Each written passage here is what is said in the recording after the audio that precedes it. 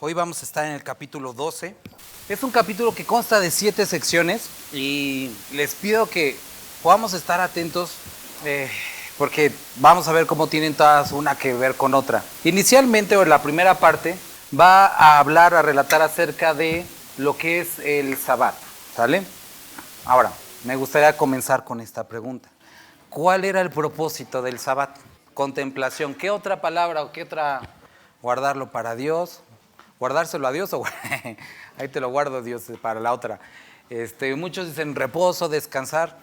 Estaba recordando en la semana esta historia de unos hermanos que les empezaron a ofrecer un tiempo compartido y ahí duro darle con el tiempo compartido hasta que cayeron en el tiempo compartido. Dije, bueno, pues ya estamos cansados, necesitamos también de por sí unas vacaciones y se fueron 4 días de vacaciones, ¿no?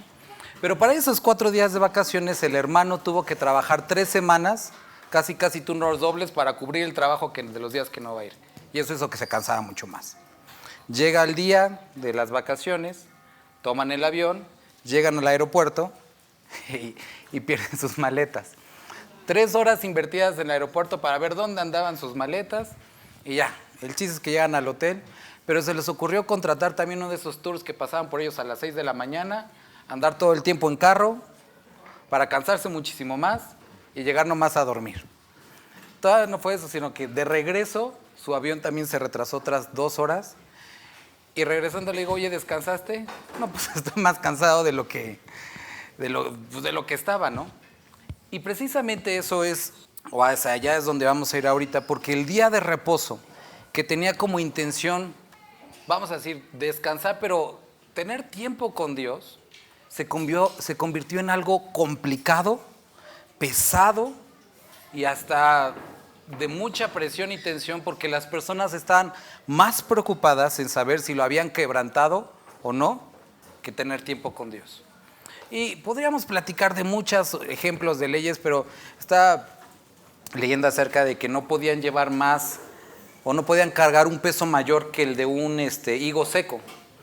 Entonces, imagínate el día de hoy, ¿no? Que si, por ejemplo, hoy tenías una prótesis dental y tenías que sacarla a ver si pesaba más que tu higo seco y si no, pues tenías que andar chimuelo todo el día de reposo, ¿no? Porque quebrantabas el día de reposo.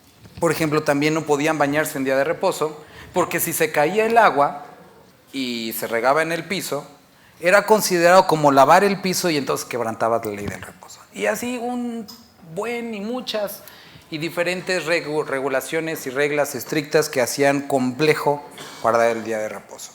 Ahora aquí iniciamos en el capítulo 12 y vamos a hablar acerca del reposo. Y no sé si ustedes han tenido la impresión cuando leen los evangelios que Jesús casi lo hacía a propósito de nomás esperar el día de reposo para sanar a alguien y hacer enojar a los fariseos, ¿no? No era así, tenía un propósito y hoy vamos a ver esto. En aquel tiempo iba Jesús por los sembrados en un día de reposo y sus discípulos tuvieron hambre y comenzaron a arrancar espigas y a comer. Viéndolo los fariseos le dijeron, he aquí tus discípulos hacen lo que no es lícito hacer en el día de reposo. Pero él les dijo, ¿no habéis leído lo que hizo David, el rey David?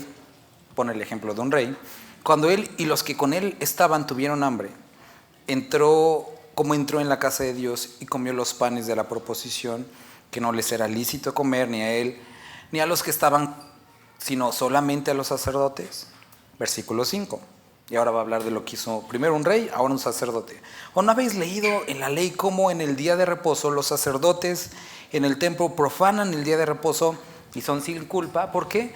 Porque en el día de reposo hacían casi el doble de sacrificios y pues el sacrificar era un trabajo, pero aún así Dios los encontraba sin culpa, ¿no?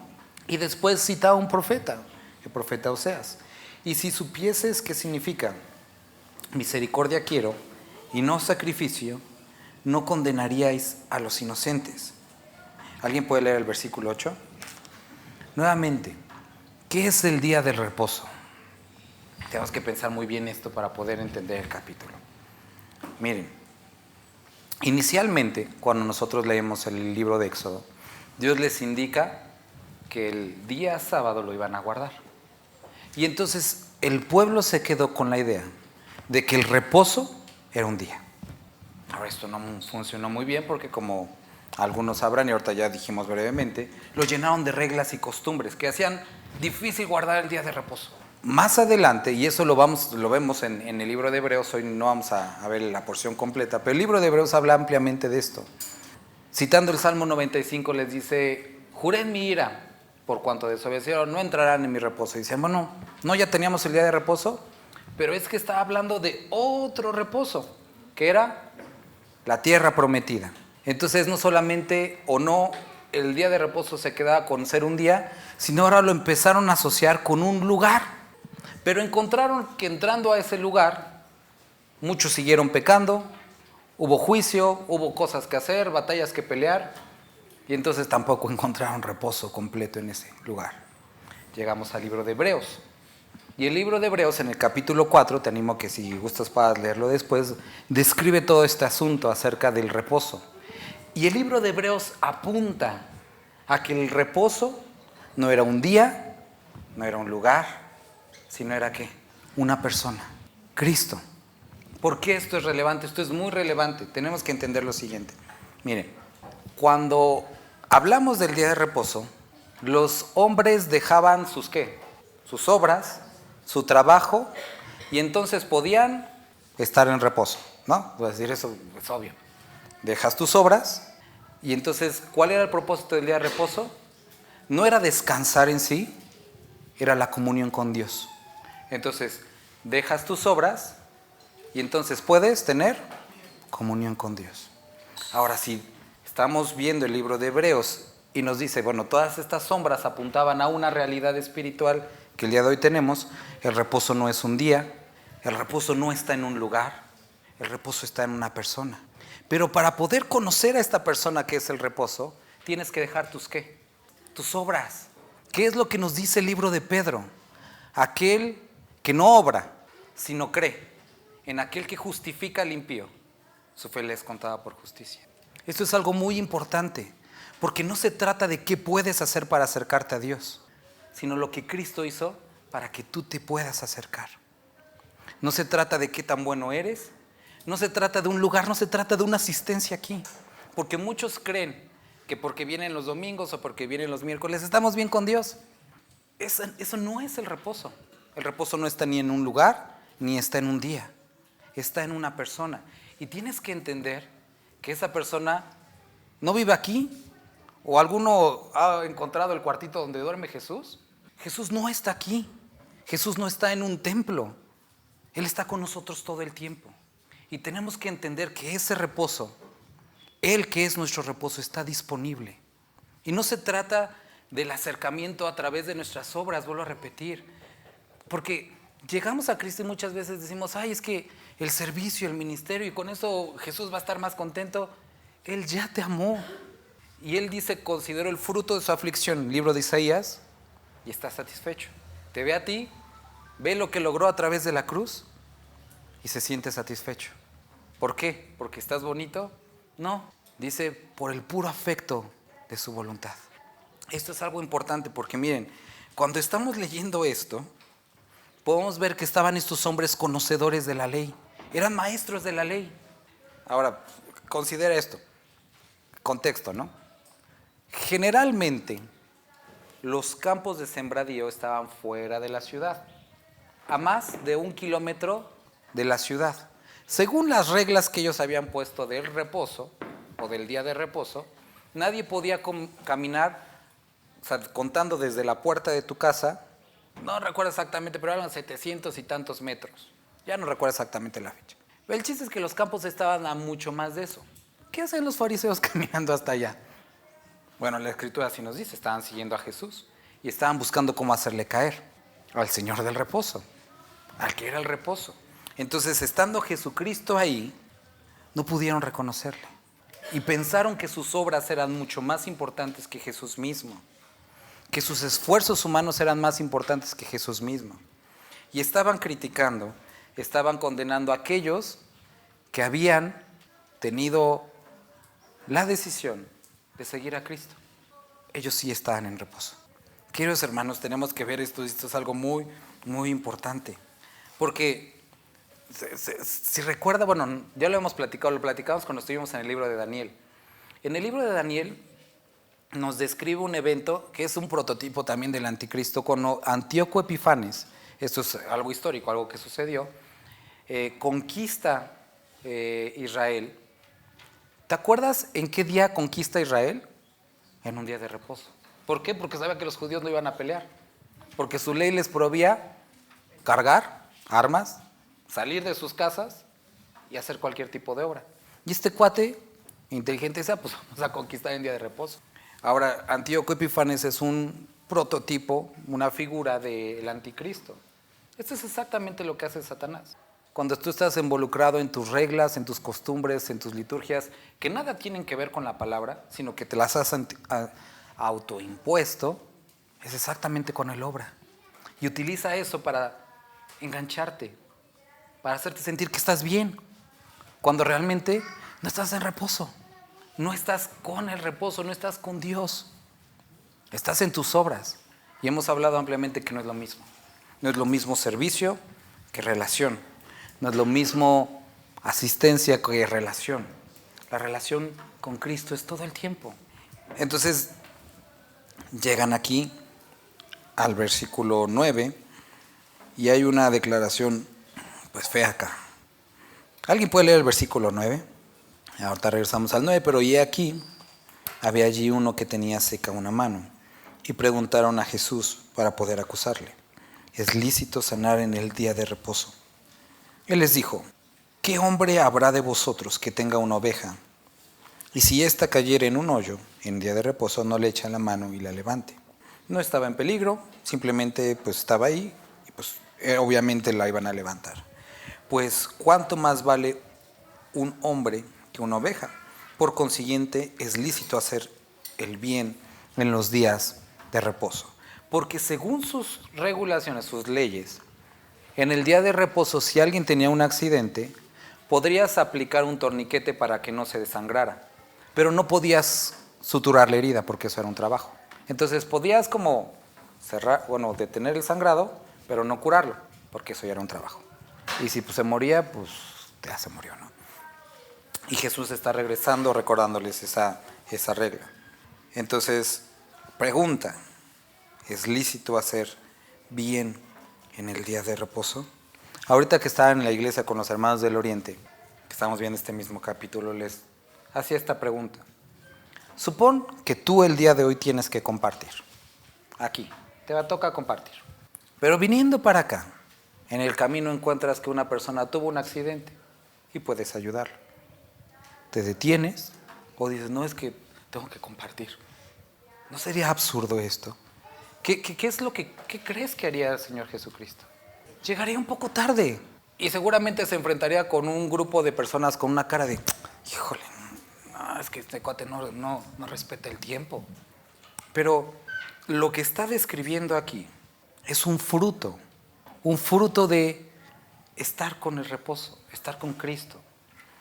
Muchos de ustedes habrán escuchado, esto es una mera apreciación mía, es una observación mía. Muchos de ustedes habrán escuchado, toda la noticia circulando en todos los grupos cristianos de este pastor muy conocido de Grace Community Church, que un hombre mayor, un pastor bastante conocido, ya casi pegándole a los 70 años, cayó en adulterio. Adultera, pero es convencido, se arrepiente, lo confiesa a su esposa, lo confiesa delante de la iglesia. Y lo que hacen los líderes de la iglesia, una iglesia que pues tiene antecedentes de ser dura con otras iglesias, de criticar este pecado en otras iglesias y de pues atacar a otras iglesias por este pecado que había en otras iglesias, se ven ahora con este pecado en su iglesia y lo que hacen es que borran toda evidencia en sus redes sociales, en sus sitios de que este hombre existió, lo borran de los nombres de los seminarios, lo destituyen de su puesto, le quitan su paga, su sueldo y no existes casi para nosotros. Yo me puse a pensar, veo a este hombre, no se justifica lo que hizo, pero veo un fruto del Espíritu, el arrepentimiento. Por otra parte veo a los líderes que posiblemente Digo, obviamente era adecuado tomar algo de disciplina, pero lo exhibieron en todas las redes. Yo no veo un fruto del Espíritu ahí. Digo, esa es apreciación mía. Y lo que tenemos que pensar, o sea, que pienses igual en esto que yo o no, es que debe de existir un fruto. Más adelante va a hablar esto. Aquí Jesucristo, cuando lleguemos al versículo 20 y tantos, necesita ver un fruto de estar con Él. Jesucristo en el libro de Juan dice: un mandamiento nuevo os doy, el cual no era nuevo. Dice que os améis unos a otros, pero aquí dice: como yo os he amado. Eso sí era nuevo. ¿Cómo? Efesios: maridos, amad a vuestras mujeres como Cristo amó a la iglesia, entregándose por ella. Un amor sacrificial. Alguien dispuesto a poner su vida por los demás. Este es el amor con el que está describiendo, y esto es la evidencia. Y en esto conocerán que son mis discípulos, que se aman unos a otros. Ahora, está nuevamente la pregunta: ¿cuánto más vale un hombre que una oveja? Por consiguiente, ¿es lícito hacer el bien en los días de reposo? Y ellos no contestaron. Cuando leemos el libro de Lucas o el libro de Marcos, nos describe un poco de la reacción de Jesucristo, de tristeza, de dolor, al ver su respuesta. No respondieron nada. Y se quedaron y pusieron antes del amor y antes del bien de los demás, antes de la verdad, la institución. Y saben, hermanos, hoy muchos hacen eso, pero nosotros no podemos ni debemos ser así. Y lo hemos dicho en otras ocasiones: antes de un edificio está la iglesia, que somos nosotros. Antes de la estructura está las almas. Y si por esta estructura, si por este edificio se va a perder un alma, que se pierda el edificio. Eso no importa, porque Dios no nos mandó a edificar construcciones, nos mandó a predicar a las almas y que sean salvadas por Él. Y entonces le dice al hombre que tenía como la mano. Y cuando dice seca, ¿qué te imaginas? O sea, no es que le faltaba crema ni nada así, porque le faltaba su cremita. No, o sea, describe que la tenía así como pues endurecida, los músculos o los ligamentos contraídos, ¿no? Ahora, alguien que tenía la mano seca, ¿podía extender la mano? ¿Y Jesús qué le dijo? ¿Y qué pudo haberle contestado? Pero pues la tengo seca, no la puedo extender. Pero la extendió. Y eso quiere decir que el milagro sucedió antes que extendiera la mano. El milagro fue el de un corazón que cree. Un corazón que creyó las palabras de Dios. Y entonces, esa fe que obró en él, ese creer la palabra de Cristo, en él, pues produjo esto, un resultado. Y queridos hermanos, probablemente algunos de aquí, de los que estábamos aquí, por eso hace un par de semanas les preguntaba esto: ¿entendemos qué es la gracia? ¿Entendemos exactamente a qué se refiere el regalo que Dios nos ha dado? Porque posiblemente estemos como este hombre, diciendo: es que no sé cómo vas a lograr algo conmigo, Dios. Tengo esta bola de pecados, tengo esta gran cantidad de problemas, eso y esto. Pero nuevamente, regresando a lo que dice Pedro, aquel que cree, que no obra, sino cree. Entonces, pastor, quiere decir que no tenemos que hacer nada. Eso es producto, pero necesitamos creer en aquel que justifica. Su fe le es contada por justicia. Y lo que Jesús le estaba pidiendo a este hombre no es destrabar tu mano, es creer que por mi palabra puede suceder eso. Ahora, esto no estamos hablando de confesión positiva ni de materialízalo en tu mente, no es eso, porque no estamos confiando en nuestra propia palabra.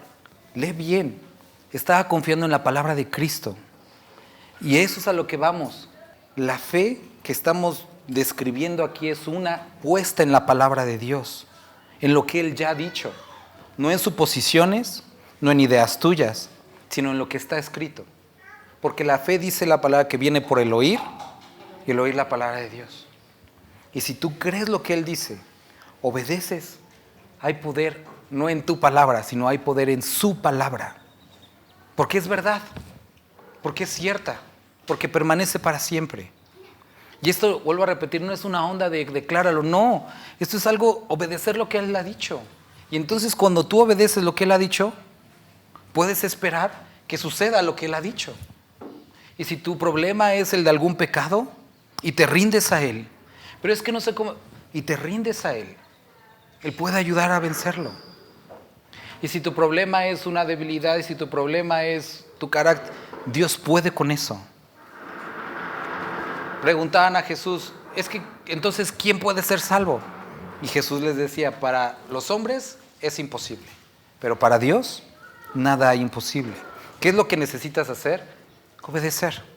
El único paso que Dios pide es el de someter o de rendir tu voluntad a la de Él y decir, Dios, si puedes, hazlo. Quiero que lo hagas. Deseo que lo hagas. ¿Qué tengo que hacer para que lo hagas? Y Él lo hace. Quiero que veas que Él no dijo, sánate tu mano. Él dijo, extiéndela. Obedece simplemente y en el camino voy a hacer lo que tenga que hacer. Y posiblemente eso es lo que Dios te está pidiendo el día de hoy. Simplemente que extiendas, que hagas, que hables, que no hagas. Obedece lo que Dios está pidiendo.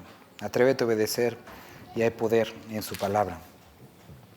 Ahora llegamos al versículo 15. Sabiendo esto Jesús. ¿Sabiendo qué? Pues sabiendo que salidos los fariseos tuvieron consejo contra Jesús para destruirle. Se apartó de allí y le siguió mucha gente y sanaba a todos. Y les encargaba rigurosamente que no lo descubriesen, para que cumpliese lo dicho por el profeta Isaías, capítulo 42, si lo quieres leer después, cuando dijo, he aquí mi siervo, a quien he escogido, y empieza a describir la profecía de Isaías. ¿Alguien podría leer del 18 al 21? Antes de ir a través de esta porción, me gustaría, subraya por favor esto. Para los judíos era una afrenta leer. Incluso los lectores judíos de Mateo, y a los gentiles anunciará juicio. ¿Cómo a los gentiles va a hablar si la salvación es para nosotros? Pero desde el Antiguo Testamento, con el profeta Isaías, Dios ya tenía en su mente a ti, a mí, y el versículo 21 es hermoso. Y sabía que hoy tú y yo íbamos a estar aquí sentados, y en su nombre esperarán los gentiles. Tú y yo, en su nombre vamos a esperar. Él nos tenía en mente. Ahora, esta porción de Isaías está describiendo el carácter de Cristo. Ahora haríamos bien en considerar lo que Él hacía. Primero, he aquí mi siervo, a quien ha escogido mi amado, en quien se agrada mi alma, pondré mi espíritu sobre él. Dios agradaba en él, ¿y qué hizo? Puso su espíritu sobre él.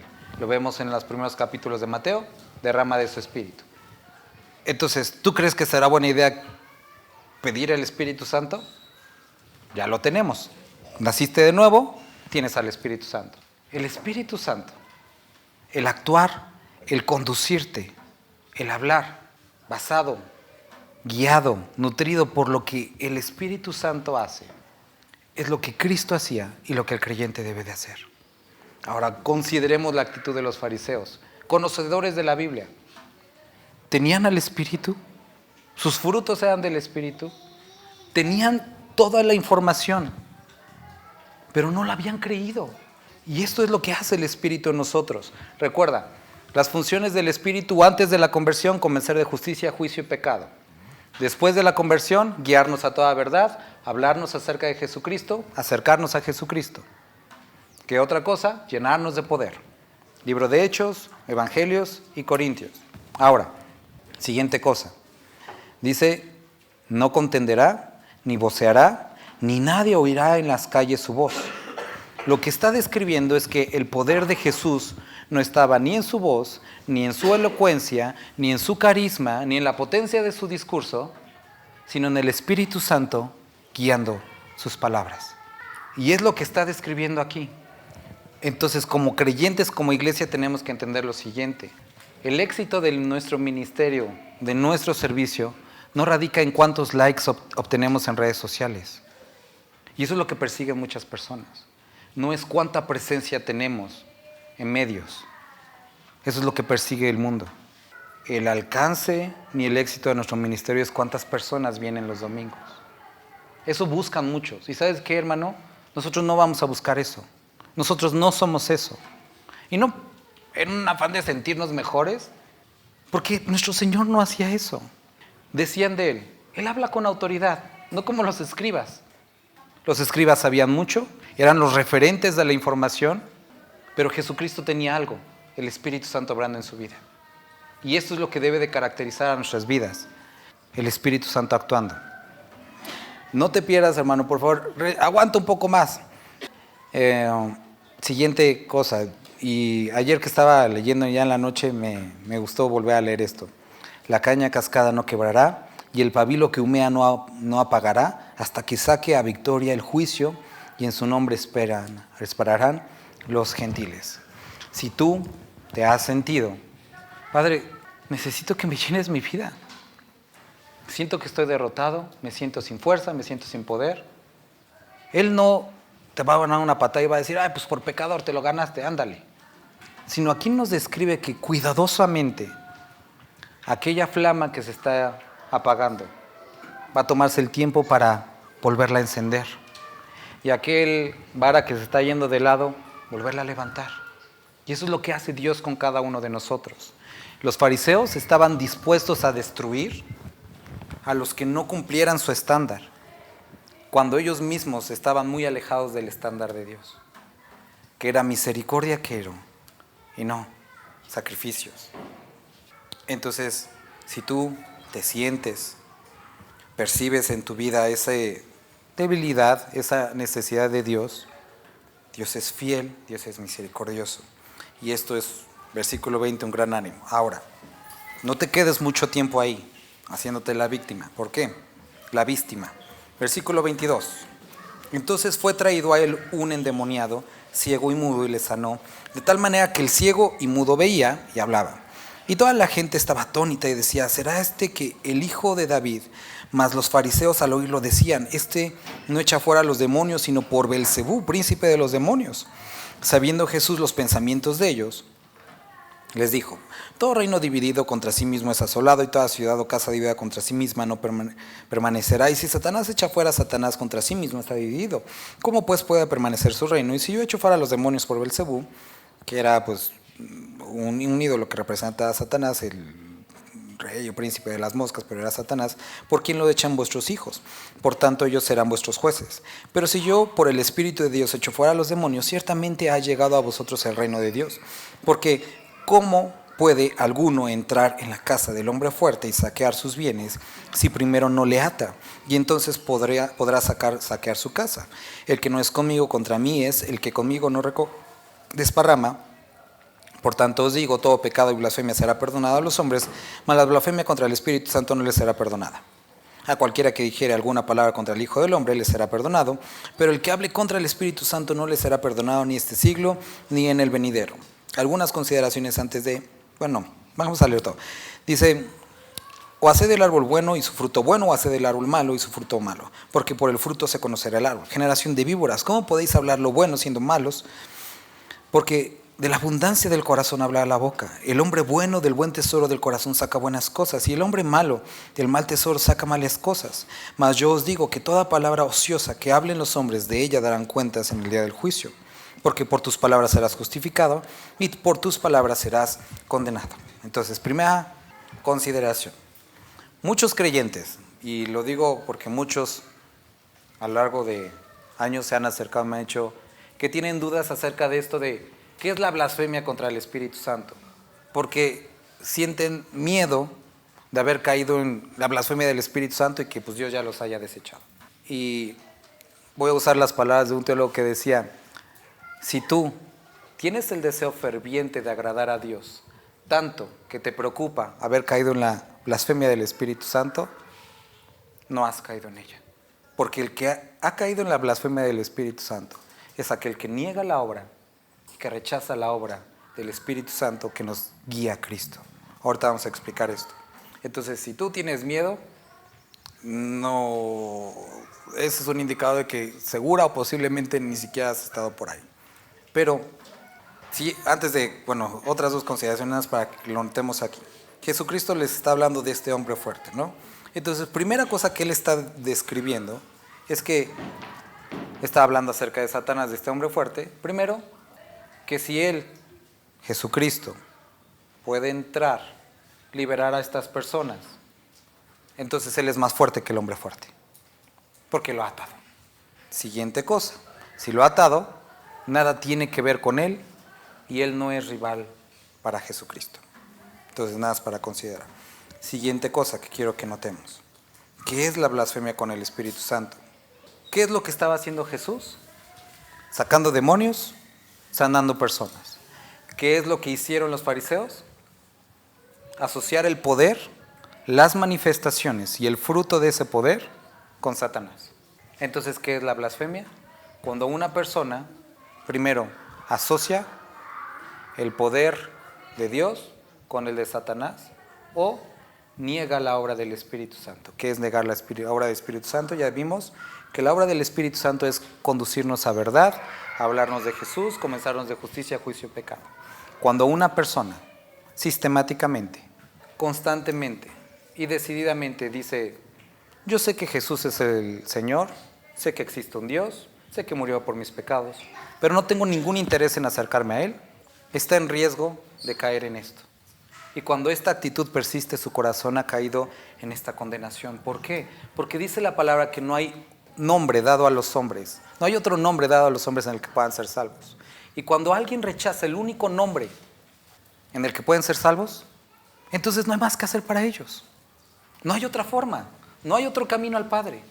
y por lo tanto, mientras alguien persista en esta situación, en esta circunstancia, No hay más que hacer para él, o no hay más que hacer para ella. y esto es exactamente en lo que habían caído los fariseos. Ahora, Quiero que notes que los fariseos no les faltaba conocimiento. ellos tenían las profecías, ellos sabían quién era Jesús, Pero su corazón endurecido, su envidia, su arrogancia, los llevaba a decir: sé, pero no estoy dispuesto a ceder mi voluntad a su voluntad. y entonces habían caído en esta condenación. Ahora, necesitamos pensar que no solamente, y recordar, no solamente es el mensaje, sino también es la obra. Y esto, como iglesia, también tenemos que tener mucho cuidado. Sé que muchos de aquí han salido o han venido de iglesias carismáticas, Pentecosteses y algunos asustados de las cosas que han visto. pero eso no es razón para rechazar la obra del Espíritu. Lo hemos visto en Corintios. La solución para un mal uso No es el desuso, sino el correcto uso. Y si tú has visto abusos en lo relacionado con el Espíritu Santo, la solución no es espantarte y decir: no, nada de eso existe. es acercarte a la Escritura y decir, bueno, escrituralmente, ¿Qué es lo correcto? ¿qué es lo que dice la palabra? Y si lo dice la palabra, ¿Por qué no creerlo? Y si no lo quieres creer, estás en un problema porque, creemos lo que dice Timoteo: toda palabra es inspirada por Dios, útil para enseñar, para corregir, para instruir en justicia, a fin de que el hombre de Dios sea enteramente preparado para toda buena obra. y si tú, por ejemplo, ves a alguien, ves alguna manifestación que se Atribuye al Espíritu Santo. y tienes tus dudas, ya leímos Mateo 5, no seas pronto para juzgar, Consúltalo con Dios. lee la palabra y aclara tus dudas. Pero no caigamos en el actuar de los fariseos, que antepusieron la obra de Dios. Su palabra, antes de la palabra de Dios, Están mis costumbres, está mi filosofía, está mi forma de interpretar. eso es peligroso, porque puedes Perderte. incluso de conocer a tu Salvador como ellos, de lo que Él hace y de su mensaje. Ahora, les dice, o haced del árbol bueno y su fruto bueno, o haced del árbol malo y su fruto malo, porque por el fruto se conoce el árbol. Generación de víboras, ¿cómo podéis hablar lo bueno siendo malos? Porque de la abundancia del corazón habla la boca. Y cuando llega al versículo 36 y 37, cuando dice, por tus palabras serás justificado y por tus palabras serás condenado, ese rechazo a la obra de Dios, ese desdén, esas palabras como las de los fariseos de, eso no me interesa, era lo que los estaba llevando a esta condenación. Pero también recordamos Romanos, si quieres anotarlo, Romanos 10 del 9 al 13, dice que si confiesas con tu boca que Jesucristo es el Señor Y crees en tu corazón que Dios lo levantó de los muertos, entonces serás salvo. Y es lo que describe este versículo. Con nuestra boca podemos apartarnos o con nuestra boca confesar para salvación. Mas yo os digo que por toda palabra ociosa que hablen los hombres, de ella darán cuenta en el día del juicio. No seamos ligeros con la palabra, ni con las palabras, porque a veces dices, ay, pues es que estaba enojado. Ay, se me salió porque se me atravesó un carro. Pero vamos a dar cuentas de todo eso. Recuerden, Mateo capítulo 5 lo leímos.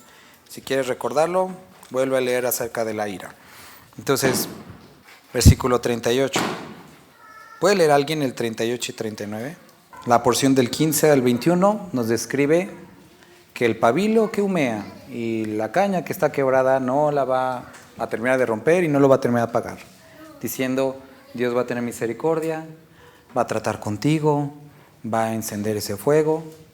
Pero siguiente porción del 22 al 37 nos dice, oye, no te quedes mucho tiempo en esa condición. Y quiero también hacerlo como una advertencia solemne a los que estamos aquí. Que si a ti te agradan las cosas de Dios y ya tienes tiempo aquí con nosotros, escuchando mensajes y te gusta la alabanza, te gusta el mensaje, pero nunca has entregado tu vida a Cristo Jesús, ¿por qué sigues resistiéndote al Espíritu Santo? Puede llegar el momento en el que tu corazón se endurezca. Y como dice también el libro de Hebreos, si oyes hoy su voz, no endurezcas tu corazón, como en el día de la prevaricación, donde cayeron muchos. Puede ser que mañana tu corazón sea endurecido para no volver. Y ¿sabes? Caigas en esta condenación de habiendo escuchado el mensaje, habiendo sido expuestos durante mucho tiempo, decidiste no caminar. ¿Qué has hecho? Queridos hermanos, necesitas decidirte. Tienes que tomar una decisión, no por la iglesia, y digo, es obvio que no estamos hablando de eso, por Cristo, por su salvación, por su mensaje, que no tiene nada que ver con nosotros, ni con las personas que estamos aquí, tiene que ver con Él, con su verdad. Si te has expuesto a su palabra, obedécela y experimenta vida. Ahora, versículo 38 al 42, primero, el pabilo que humea no lo va a pagar. Después están aquellos que no creyeron en su poder absolutamente y lo decían, ese es del diablo. Pero por otra parte están aquellos que decían, no, a nosotros sí nos gustan tus señales. Es más, haznos otra señal. ¿Y qué les dice Jesús? La generación perversa demanda señal. Entonces, primero está el extremo de negar cualquier obra de Dios y está aquellos que buscan aumentar su fe a través de andar viendo señales y milagros y prodigios. Y dice la Escritura que tampoco es así, porque por las señales no aumentan la fe. La misma palabra dice que la fe viene por el oír la palabra de Dios, no por las señales.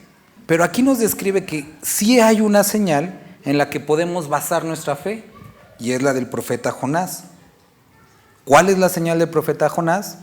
Me gustaría dividirla en dos partes. Primero, están en el mar, a punto de naufragar, dice, aviéntenme al agua, uno por la salvación de todos, uno por todos. ¿Y qué es lo que hace Jesucristo en la cruz? Consumado es, mi vida por la de todos ustedes, uno por todos. Siguiente parte, 3 días en el estómago del pez, y después es traído nuevamente a vida. Jesucristo, 3 días en la muerte y es vuelto a vida. ¿Qué señal? La resurrección. ¿Qué es lo que dice más adelante en el Nuevo Testamento? Si Cristo no resucitó, vana es nuestra fe. Entonces, esta señal sí aumenta nuestra fe, la resurrección. Y esta es la única señal, dice, que les voy a dar y en la que pueden depositar su fe, que Cristo resucitó. Y porque Cristo resucitó, podemos tener vida eterna. Y sobre esta señal podemos fundamentar nuestra fe. Versículo 43, ya vamos a acabar. Cuando el espíritu inmundo sale del hombre, anda por lugares secos, buscando reposo, y no lo halla. Entonces dice, volveré a mi casa, de donde salí, y cuando llega la halla desocupada y barrida y adornada. Entonces va y tomando consigo otros 7 espíritus peores que él, y entrados moran allí. Y el postrer estado de aquel hombre viene a ser peor que el primero. así también acontecerá a esta mala generación. Describe lo siguiente. Llega una persona nueva a la congregación y nos dice, ¿qué tengo que hacer para acercarme a Dios? Y le decimos, córtate el cabello, consíguete un buen traje, cúbrete los tatuajes, quítate las perforaciones y asiste todos los días. ¿En serio? Sí. Y entonces lo hace. Y se da cuenta de que su vida no ha cambiado. Se ve como una buena persona, una persona decente, pero no es una buena persona. Y entonces, ¿qué es lo que hacemos? Hemos reformado a un hombre, pero no ha sido regenerado. Y es lo que en muchos lugares se busca. Personas reformadas, pero no regeneradas. Y se necesita que Dios regenere al hombre. Esto es lo que estaba sucediendo con los fariseos. Eran hombres que se habían añadido a una estricta forma de vida. Y esto es lo que sucede en muchos lugares, con muchos creyentes, que pensando que si yo leo 5 capítulos al día, me lavo los dientes y le compro unas galletas al pastor, voy a estar bien. Y lo que se dan cuenta es que únicamente son unos hipócritas, porque se sienten que están bien, siguen pecando, siguen viviendo de una manera terrible, pero están bien. Y eso eran los fariseos, pensando que sus obras los iban a hacer ganar el cielo. Y no, y eran doblemente engañados. Y esto es lo que está describiendo aquí, está condicionando cuando a una persona barre todo, limpia, deja de decir malas palabras un tiempo, jura y ya no va a tomar. Pero después va a la iglesia y empieza a llevar una doble vida tomando afuera y haciendo esto y lo otro. Y se convierte en un perfecto religioso hipócrita, porque no ha sido regenerado. Tiene una imagen exterior, pero no ha sido regenerado. Y lo que necesitan las personas cuando lleguen a decirles, lo que tú necesitas es a Cristo Jesús. Entrega tu vida a Él. Haz que Él sea el Señor de tu vida. Y que la transformación sea de adentro a afuera. Porque lo de afuera engaña a cualquier persona, pero lo de adentro solamente lo cambia Dios. Ninguno de nosotros tenemos la habilidad de cambiar a una persona. Porque por afuera puede verse bien, pero ser el peor ser humano. O incluso puede ser la persona que más donaciones haga, pero sus motivaciones las más cerradas. Y queridos hermanos, cuando estamos leyendo este capítulo necesitamos considerar si nosotros hemos entendido lo que es el verdadero reposo, que es estar con Cristo Jesús. O seguimos enganchados en las obras de la ley, las infructuosas obras que nos salvan y no transforman. Entonces no tenemos que hacer nada. Las obras son resultado de una salvación, no para ganar la salvación. Las obras son evidencia. Pero como hemos leído, un árbol no se esfuerza por producir frutos. El manzano da manzanas, el melón da melones, y si es transgénico da melones sin semilla, pero da melones. Y aquí nos decía, un árbol bueno no puede dar malos frutos y el malo no puede dar buenos frutos. Sus frutos van a evidenciar quiénes son. Y yo te animaría, hermano, a que a pesar del conocimiento que tengas y el tiempo que hayas venido, que hagas un análisis el día de hoy y pienses, ¿realmente le he entregado mi vida a Cristo Jesús? Y si no lo has hecho, te animaría a que lo hicieras. Entrégale tu vida a Cristo. Ríndete a Él. Que Él regenere tu vida, te transforme de adentro hacia afuera. Y digas, pero es que yo ya hasta tomé discipulados. ¿Qué importa? Si no lo has hecho, hazlo. Porque esto es muerte o vida. De esto se trata todo. No se trata de cuánto hayas venido. Porque, sabrás que Cristo no está en el cielo con una libreta checando asistencia. Él no hace de esa forma. Él está contigo. Y si el Espíritu Santo te está convenciendo el día de hoy, te animo a que rindas tu vida. ¿Qué es lo que tienes que hacer? Pídele perdón por tus pecados. Arrepiéntete. Segunda cosa, dile, reconozco que eres mi Señor, que eres mi Salvador. Acepto ese regalo de salvación. Sé el Señor de mi vida. Y dice la palabra que si esto lo haces con todo tu corazón y entendiendo el sacrificio y pones tu fe en Él, así como el hombre de la mano seca, es que yo no sé cómo hacerle. No necesitas saber, solo cree que Él puede hacerlo. Y depositas tu fe. Él puede transformar tu vida. Vamos a orar. Y les animo que podamos ponernos hoy de pie todos. Y cerremos los ojos y vamos a orar todos. Y si tú has entregado tu vida a Cristo Jesús, no necesitamos paleros que digan, yo también no, ya eres salvo. Pero si no lo has hecho, el Espíritu Santo te convence, necesito hacerlo porque nunca lo he hecho, hazlo. Vamos a orar y en tu lugar, ahí, habla con Dios. Y esto que explicamos ahorita, te animo a que puedas hacerlo. Vamos a orar. Padre, te damos gracias por este día, te damos gracias por esta palabra. Queremos suplicarte que nos ayudes a descansar en ti, Padre. Caminar en amor, caminar en fe. Señor, que podamos entender que se trata de ti, no se trata de una difícil, complicada forma que hemos elaborado los seres humanos, sino de buscarte. También a aquellos que se han dicho cercanos a ti, pero que su vida no da frutos. Te ruego que el día de hoy los convenzas y que puedan arrepentirse de sus pecados, Señor, y buscarte con integridad para que esos frutos puedan ser visibles. Y Padre, si hubiera alguien que nunca ha entregado su vida a ti, convéncelo, dale las palabras, guíalo a través de esto. Y nuevamente te recuerdo, hermano, simplemente tienes que decir, me arrepiento de mis pecados, sé el Señor de mi vida, confieso que eres mi Señor, mi Salvador, que naciste, moriste por mí y al tercer día resucitaste. Y quiero que gobiernes mi vida. Acepto el regalo de salvación. Y dice la palabra que si haces esto de todo corazón, creyendo en Él, eres salvo.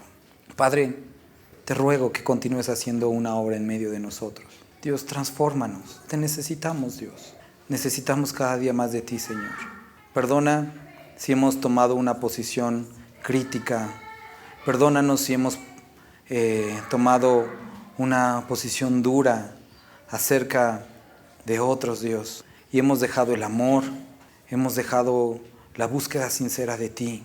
Ayúdanos a retomar ese camino, Señor, y ser de bendición para otros, y experimentar la gracia que tú nos has dado, y que pueda ser extendida a través de nosotros hacia los que lo necesitan. Te lo rogamos en el nombre de tu Hijo Cristo Jesús. Amén.